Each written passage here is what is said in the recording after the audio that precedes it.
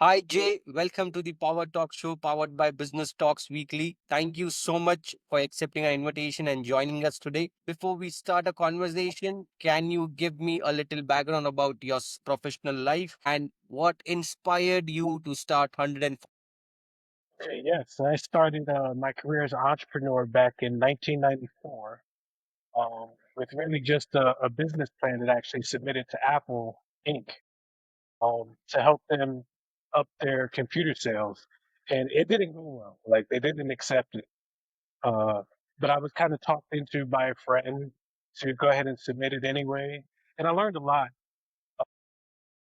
from that rejection, and I really started taking it seriously. So I went and took some classes. I had no experience, no business experience at all. I just kind of wung it and went out on a limb. But the experience, like, really, it did something. It touched me. It lit a spark in my soul. I was like, I really want to do this, and so I should really learn, what I'm doing, how to speak the language, how to deliver the right information and metrics to communicate value. And so I just kind of started from at that point on doing micro enterprises.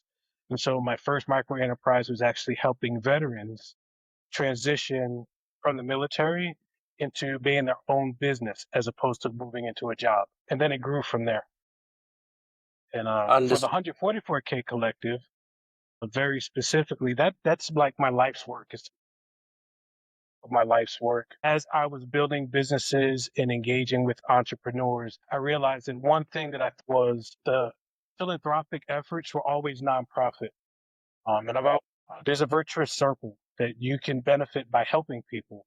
And so I really geared my business and my focus into helping other businesses and that helping myself. And so I moved into trying to figure out how actually can you help consumers, not just businesses? How can you have philanthropic efforts in a for-profit business model? And that culminated eventually in the 100K Collective, where I've put a bunch of my ideas and strategies together to try to prove that a philanthropic endeavor can be for-profit and socially responsible. Understood. What does name signify? 140K, 100. Okay, it was inspired, and it's a biblical inspiration from Revelations. It's inspired. Um, that's 144,000 servants of God from the 12 tribes of Israel is the story of Jews, Gentiles, and everyone in the world. It's 144,000 people that are the servants of God that do God's work faithfully. And so that was the inspiration. I do believe that we are here to do God's work, and that God's work is to serve humanity, to serve one another. And so I wanted to actually create a business and also give the message of what being in the business of helping people really is. For me, it's God's work. And so that's what inspired it. Wonderful. So, are you purpose driven or are you for profit? And if you are for profit, how do you make money? What is your business model? Okay, so we are for profit, but we're also purpose driven. So 90% of our profits actually goes back to the business of helping people. So we're both. We're a philanthropic company in the business of helping people. That's how I like to say we're in the business of helping people. So we have our business model incorporates a few different things. So one, sponsorships and endorsements through content creation, right? So we create content when we help people and we get sponsors and endorsements from that content. And then we also provide solutions for people. Like our first large initiative is a healthcare initiative providing anesthesia for people who can't afford anesthesia for outpatient surgeries. And that anesthesia is provided for free. And so we have one anesthesia provider firm on board right now. And we're doing that in Laredo and Waco, Texas, and that's working out well. But that is like traditionally a for profit business model. But 90% of those profits made from those go back into the business of helping people. And that other 10% actually goes to the provider, the anesthesia provider, if that makes sense. Understood. Understood. Understood. So, in this case, can you tell us a bit about who is your target audience? Who is your core Oh, target audience? Who are your clients?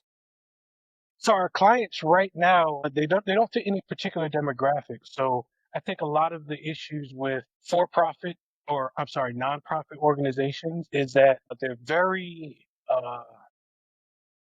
centered around a very specific interest, right? And so our business model incorporates not a specific interest, but when we identify a need through our partnerships, and I have to explain how our partnerships work.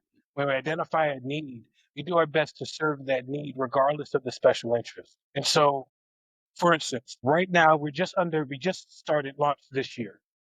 And so we are just under 50 partners, but we get our input from the 50 partners on things that they see in their community where there's a need. And we kind of brainstorm what our resources are available that we can go fulfill that need. There's no interest, right? They just identify the needs from their natural organic communities.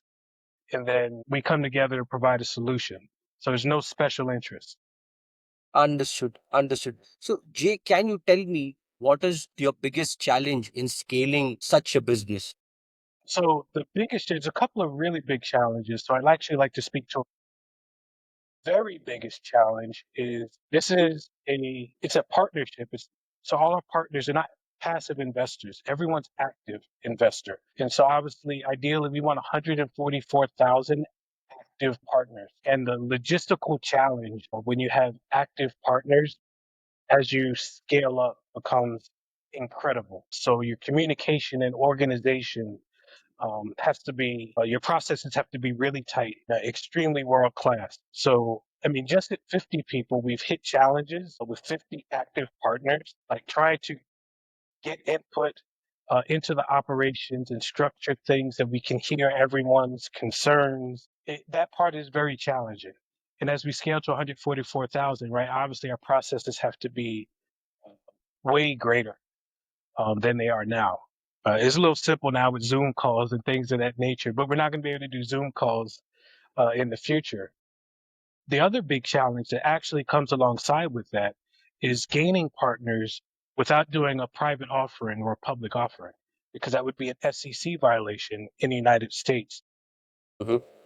So we have to vet each partner individually, see if they actually align with our core principles and enroll them as an active partner. They can't be passive. They can't just say, oh, I want to invest. This is a good idea. If you cannot be active in this movement, we cannot make you a partner or it's an SEC violation. So actually prospecting and speaking to people directly and vetting them and with the goal of 144,000 people is challenging. And we're trying to meet that challenge by uh, partners come by the referral of other partners, right? And so because you're active, you have to really vet your own prospects. You have to talk to them and you have to kind of know the core values of the company, the mission, the Yeah. operating agreement, the bylaws, and you have to communicate that.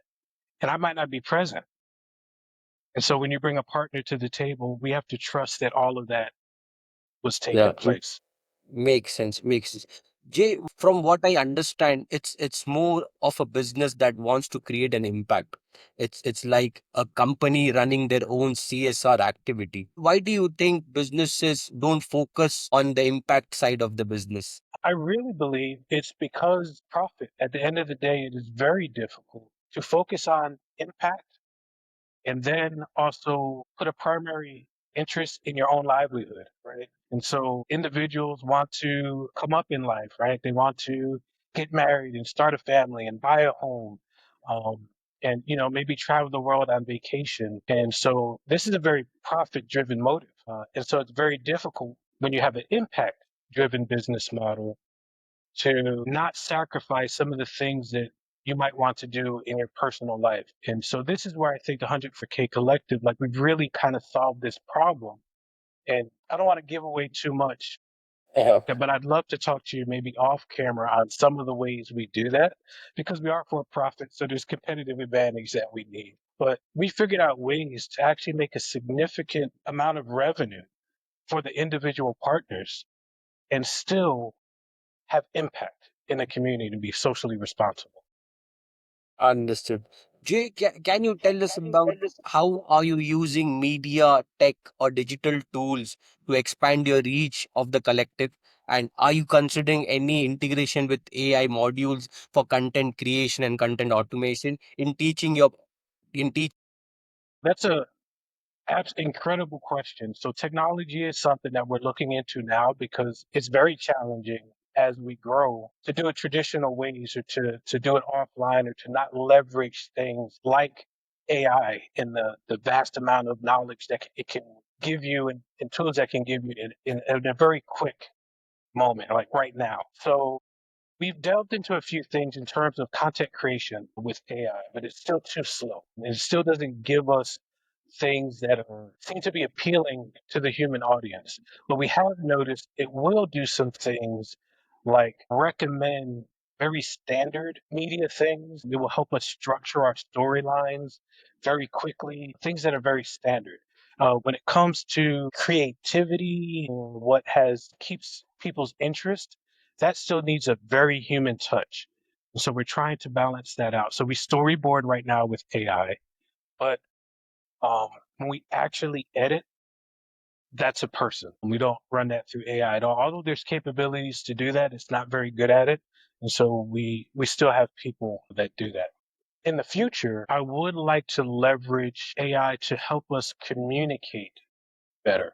So I believe that our internal communications can be more streamlined with the help of AI. So for right now, for instance, we use AI to take our meeting minutes on Zoom.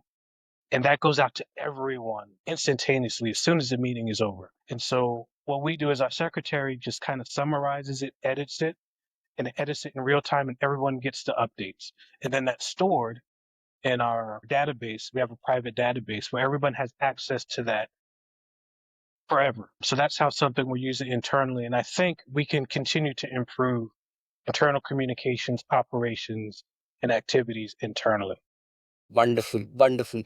Jay, also, do you foresee doing in-person and live events? Yes. So we have not streamed live yet, but all of our the content that we've created where we go out to the community and kind of help people in the streets. So for instance, we kind of have this thing with like Mr. Beast, and we issued him a challenge where he kind of goes out and he helps people, but he puts them in like contests and things of that nature.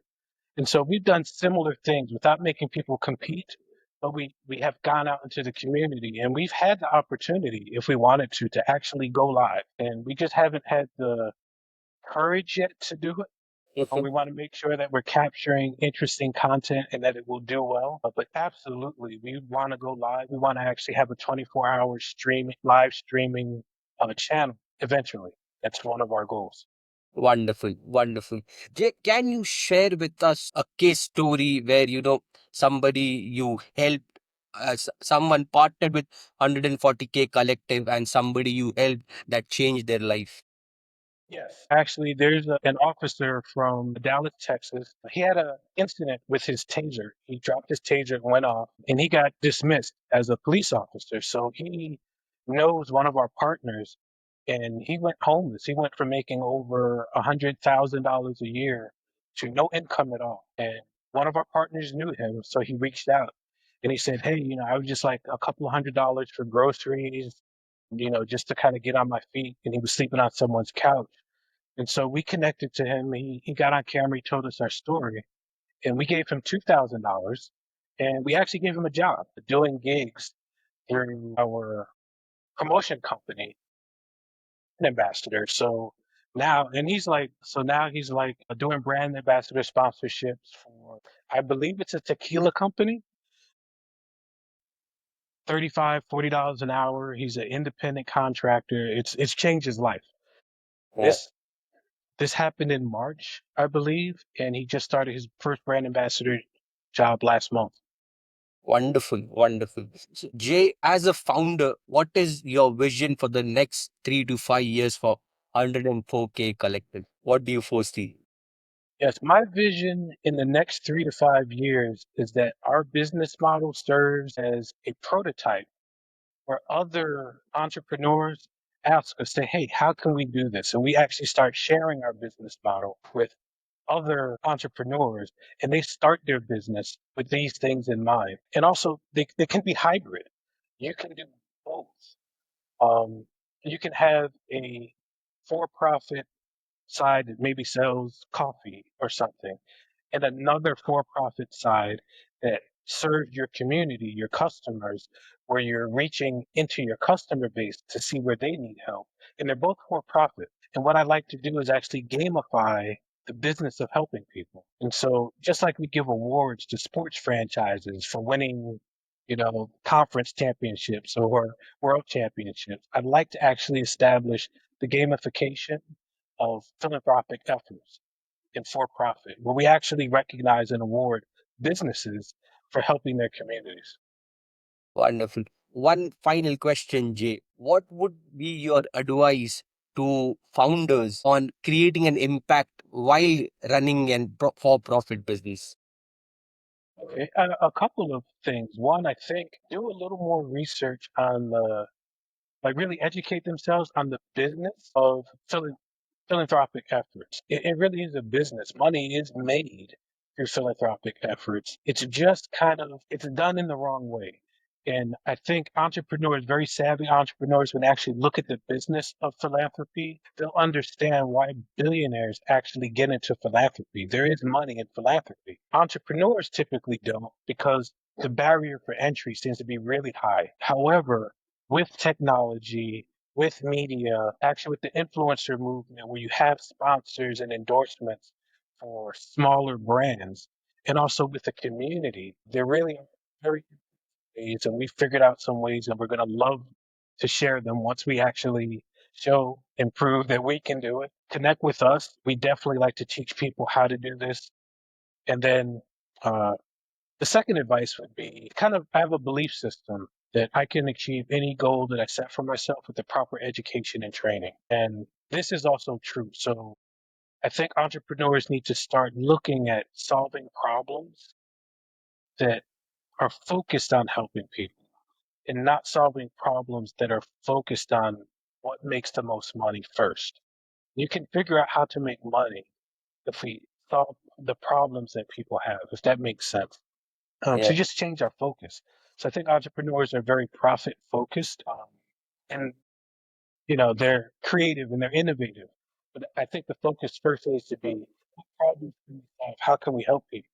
And then how can we make money doing that? If that makes sense. absolutely. Absolutely. Makes sense. Makes sense. Jay, that's some wonderful advice. And thank you so much for joining our channel and giving your time today. It has been a great conversation. Thank you so much. Thank you. Thank you for having me. I appreciate it.